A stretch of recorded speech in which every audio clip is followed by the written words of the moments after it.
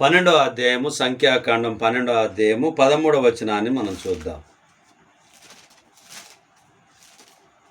12-13.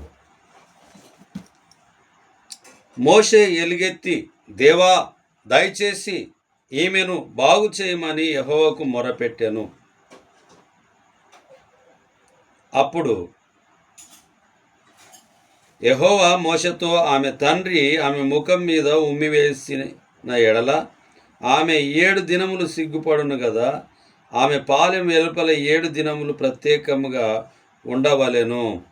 ఇక్కడ మనం ఆలోచన చేసినప్పుడు మరి మోషే గారి జీవితం గురించి కొన్ని విషయాలను చూస్తే, మిరియాము అహరోను మోషేకు విరోధముగా, వాళ్ళిద్దరు కూడా మోషేకు విరోధముగా మాట్లాడట గురించి చూడబడుతుంది. మిరియాము కుష్ఠరోగి అగుట గురించి ఇక్కడ చూపిస్తూ ఉంది. అంతేకాకుండా మోషే ఆమె కోసం ప్రార్థించుట గురించి చూపబడుతూ ఉన్నది.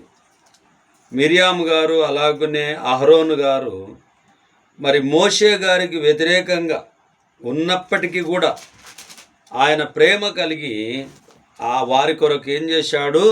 ప్రార్థన చేశాడు. ఈ మేలు చేత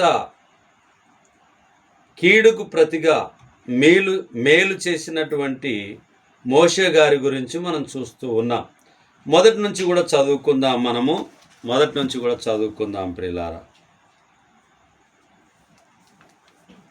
మోషే కూషు దేశపు స్త్రీని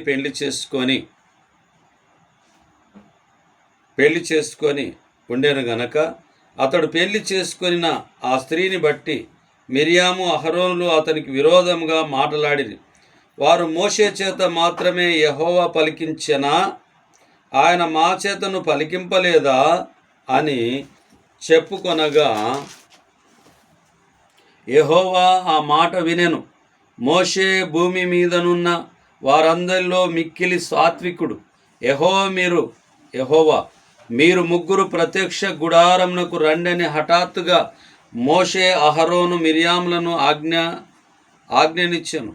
ఆ ముగ్గురు రాగా యెహోవా మేఘస్తంభములో దిగి ప్రత్యక్షపు గుడారము యొక్క ద్వారమునొద్ద నిలిచి అహరోను మిరియాములను పిలిచెను. వారిద్దరూ రాగా ఆయన, నా మాటలు వినుడి, మీలో ప్రవక్త ఉండిన ఎడల యెహోవానగు నేను దర్శనమిచ్చి అతడు నన్ను తెలుసుకొనున్నట్లు కలలో అతనితో మాట్లాడుదును. నా సేవకుడైన మోషే అట్టివాడు కాడు.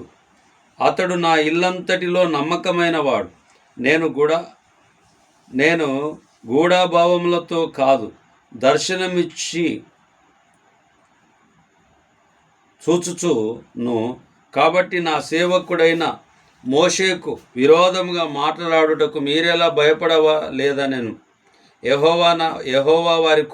యెహోవా కోపం వారి మీద రగులు కొనగా ఆయన వెళ్ళిపోయాను. మేఘమును ఆ ప్రత్యక్షపు గుడారం మీద నుండి ఎత్తబడాను. అప్పుడు మిరియాము హిమాము వంటి తెల్లని కుష్ఠ గలదాయను.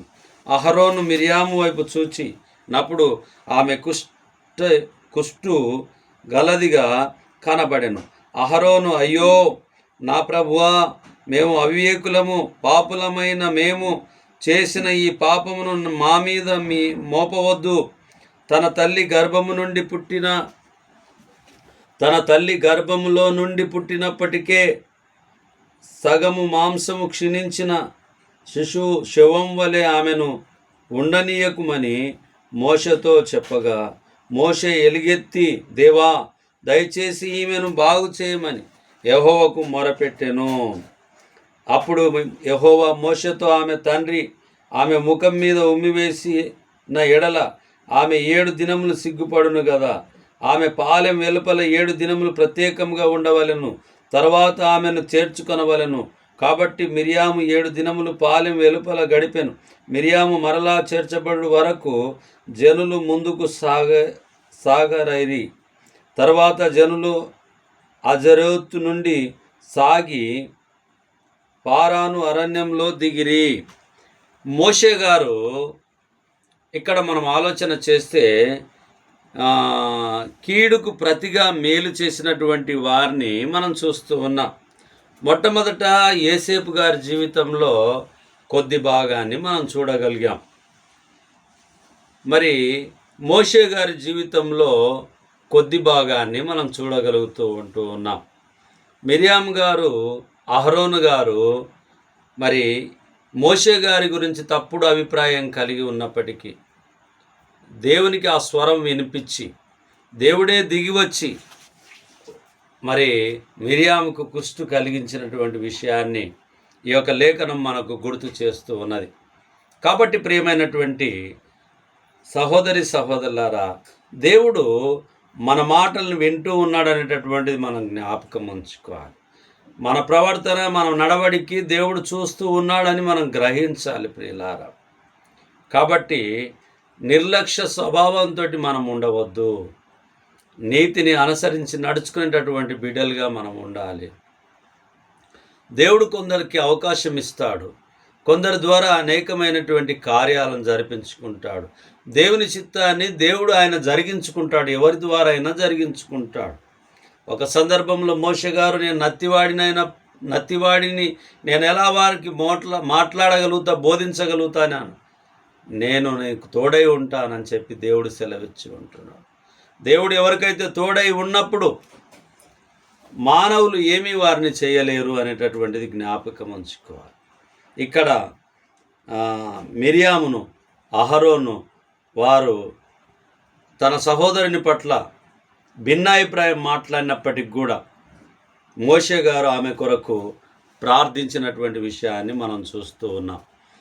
కాబట్టి కీడుకు ప్రతిగా మేలు చేసినటువంటి మోషే గారి గురించి ఈ లేఖనము మనం చూసాం.